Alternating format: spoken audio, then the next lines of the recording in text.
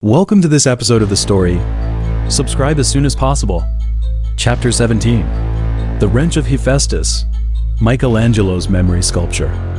In Rome in 1512, beneath the dome of the Sistine Chapel, Michelangelo stood on the scaffolding, dipping a quill pen into the paint mixed with memory energy.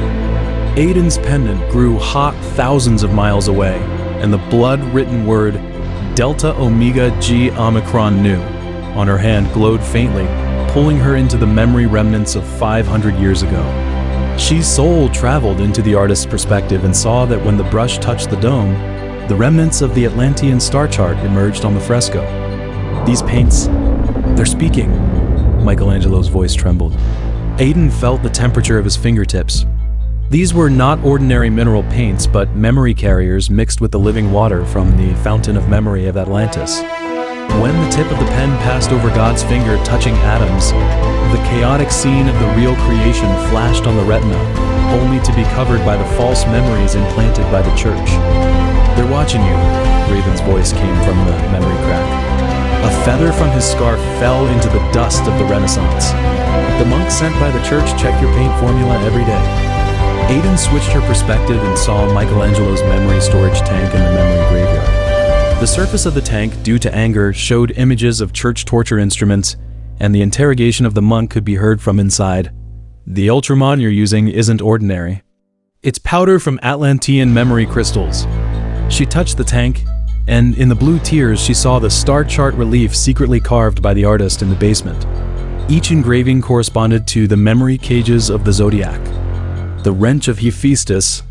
Raven handed her an encrypted file. Among Michelangelo's carving tools, there's a memory decrypting tool from Atlantis. The church thought it was just an ordinary chisel. Aiden's soul traveled again, this time into the memory of the monk.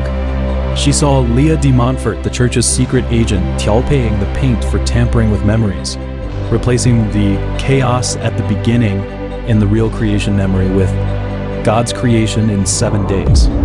Leah's memory threads coiled around the paint can, and the baby silhouettes at the ends of the threads absorbed the memory fragments of the rebels. "When humans look up at the sky," Leah whispered to the crystal ball, "what they see is not the truth, but the false sky, curtain woven by the church." Michelangelo's brush suddenly broke. Aiden, seeing through Michelangelo's eyes, looked at the fallen tip and found a half piece of memory crystal hidden inside, a fragment of the battle memory of the Queen of Atlantis.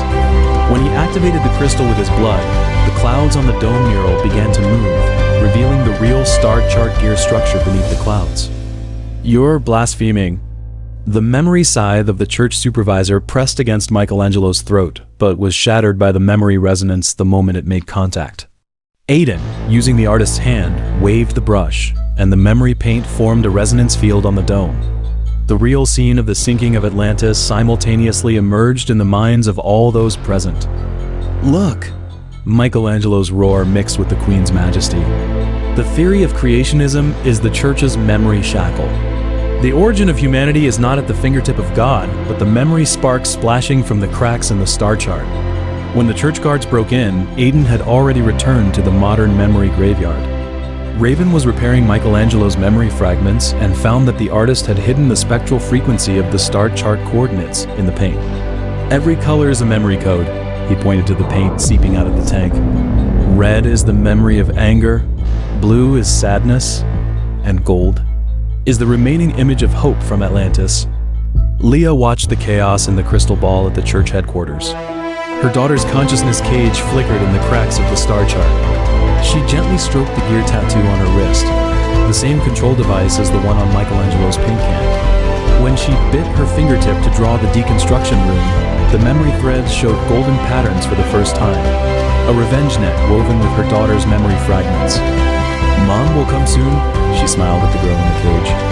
"When Aiden cracks the final code, we'll witness the collapse of the church together." Aiden touched the memory remnants of the dome mural, and the pendant resonated with the memory crystal hidden in the pupil of God by Michelangelo. She saw that in the God's creation scene tampered with by the church, God's finger actually pointed to the coordinates of Atlantis, and the deconstruction formula of the star chart was hidden in Adam's rib. They thought they could cover up the truth by applying paint. Raven swept the surface of the tank with a feather, revealing Michelangelo's self-portrait. But true art is a monument of awakening cast with painful memories. In reality, the memory storage tank suddenly burst, and the golden memory fluid condensed into the dome of the Sistine Chapel in the air. In the fluid, Aidan saw that before his death, Michelangelo embedded a fragment of memory crystal in the base of David, and when the church's memory reapers chiseled open the statue, they found a resistance manifesto written with memory ashes inside. Hephaestus is not the god of fire. Aidan read the Atlantean script of the manifesto. He is the craftsman who forges the truth with lies. Raven nodded, and the last feather on his scarf fell, revealing the same star chart tattoo as on the nape of Michelangelo's neck. The Star Guardians once helped him obtain the memory paint. He pointed to the hidden raven totem in the mural. There are awakened ones in every era, carving the truth with different tools. Aidan clenched the pendant. The No 79 at the bottom resonated with the light spot at the fingertip of God in the mural. She knew that on the next full moon, these memory paints, under the influence of the fountain of memory, would reproduce the real history, and the church's false sky curtain would finally be torn apart by the rebellious light of art. This episode ends here. The next episode will be even more exciting. Come and subscribe.